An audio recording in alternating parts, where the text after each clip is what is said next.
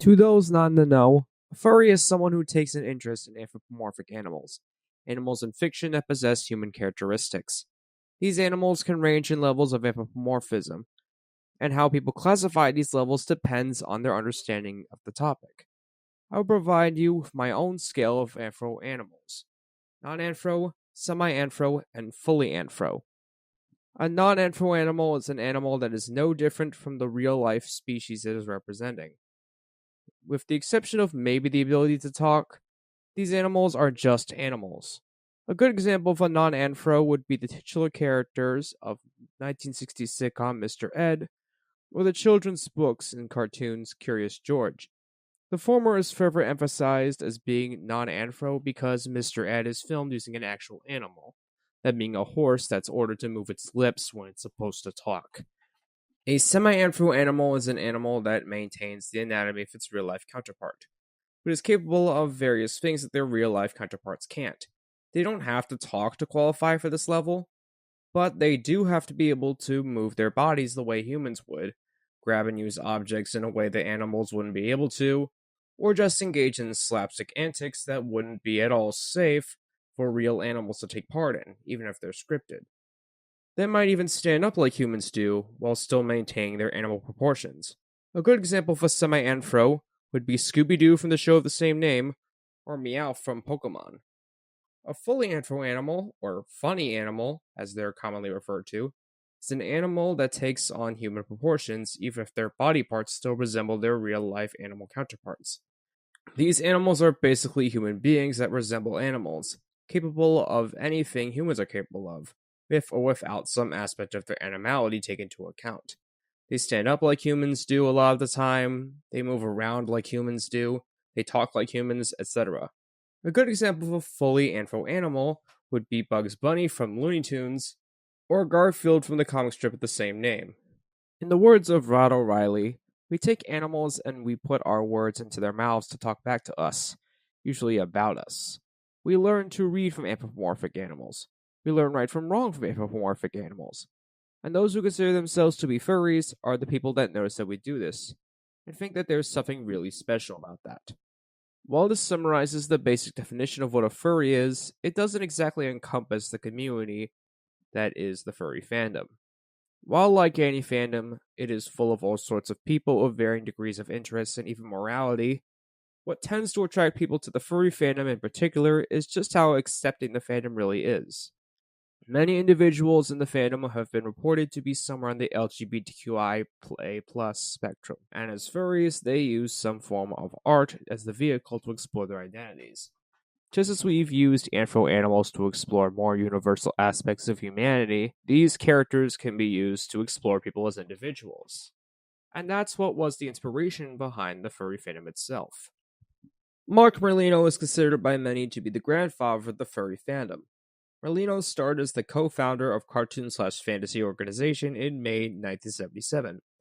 This would be the first anime club in America, a group of independent animators with an interest in anthro animals. It was through this club that Merlino met Rod O'Reilly, and the two would become business and life partners. Their partnership led to the creation of the first private furry house party in 1980, and eventually the first furry convention in January 1989. But before there were furry conventions, there were private furry parties that took place in hotel rooms at unrelated pop culture conventions. It was at an East Coast sci-fi convention art show in 1980 that many were introduced to Steve Gallacci, author of the first furry comic book anthology, Albedo Anthropomorphics. Gallacci had broken ground by displaying a drawing of an anime-esque anthro in a space cadet's outfit. Due to an overwhelming amount of interest in his work, discussion was moved from the art show to a private hotel room. Hosted by Merlino and O'Reilly, these parties gave Gallacci an up-close and personal chance to discuss his comics with his fans. These gatherings would be dubbed furry parties by WesternCon 1986, coined by the popularization of furry to describe the fandom. What made furry parties appealing, as most people who attended said parties were artists, was the sense of belonging that the parties gave off. Feelings along the lines of, I was the only one, I thought, that was drawing this kind of stuff, to quote Merlino himself.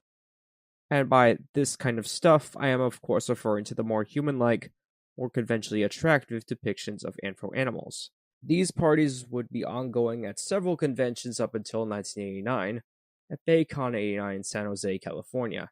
Plenty of the non-furry convention goers requested for the furries to get their own convention, which unintentionally influenced Merlino and O'Reilly to create the first furry convention, ConFurence.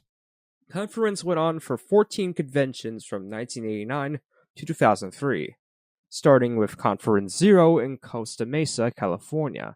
ConFurence would result in a turnout of 65 attendees. The turnout would increase in the hundreds each year up to its peak of about 1,250 attendees at ConFurence 9.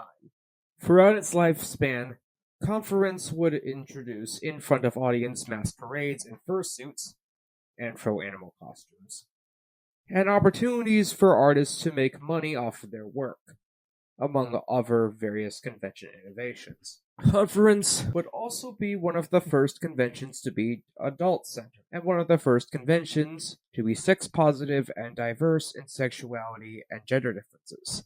Merlino would resign from his position as convention chairperson in 1999 by the end of ConFurence 10 and all of the stress that came with running a convention and heading a controversial fandom.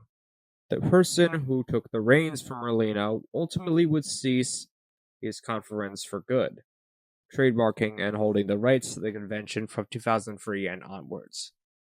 Both during and after ConFurence's time, other furry conventions came into existence in response to the complications regarding ConFurence. AnthroCon, starting in 1999 in Pittsburgh, Pennsylvania, was created in response to plenty of people lacking the patience or time to travel across the country to attend ConFurence.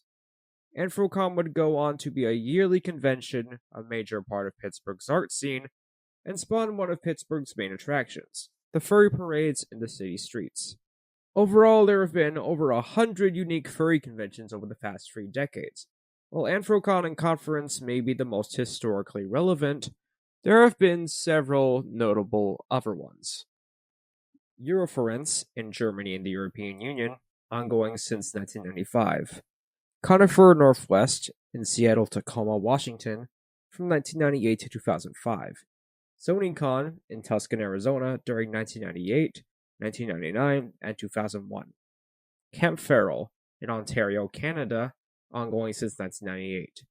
Further Confusion in the Bay Area of California, mostly ongoing since 1999. Convergence in Melbourne, Victoria, from 1999 to 2014. And lastly, Method Fur Meet in Olive Branch, Mississippi, ongoing since 1997. As a result of all of these conventions, furries have become one of the most well-known and influential fandoms in pop culture. Insiders know it as one of the most inclusive fandoms to exist, a haven for creative arts, and perhaps the first fandom to grace the internet in its beginnings in the mid-1990s. However, it's also known by outsiders as perhaps the most mocked fandom of all, particularly because of their reputation as sexual degenerates. Today, furry has more or less become a stigmatized term to those outside the fandom, with phrases like fur fag and yif and hell being popular ways to insult furries. Even before ConFurence came along, furries would be scorned for the sexually provocative advertising of their room parties, resulting in the phrase skunk fuckers. And in 1998, an online group called the Burned Furs would be formed to sanitize the fandom of anything publicly sex-related. A combination of flame wars and homophobia would lead the Burned Furs to fail at their ambitions and ultimately disband in 2001. As for the media, mainstream reports in magazines like Vanity Fair in 2001, and depictions in fictional TV shows like CSI in 2003, would only stress this sexually degenerate reputation that furries have gotten. And today, it's not too uncommon to find online videos and articles slandering the fandom through satire or direct commentary. This year alone came the Oklahoma House Bill 3084, aimed to ban furries in schools on the basis of schools, quote-unquote, providing litter boxes to furries, amongst other narratives cited by Justin Humphrey. This is not to say that there are no members of the furry fandom that are immoral. But this is to say that those types of people only make up a portion of a fandom of healthy, diverse individuals overall.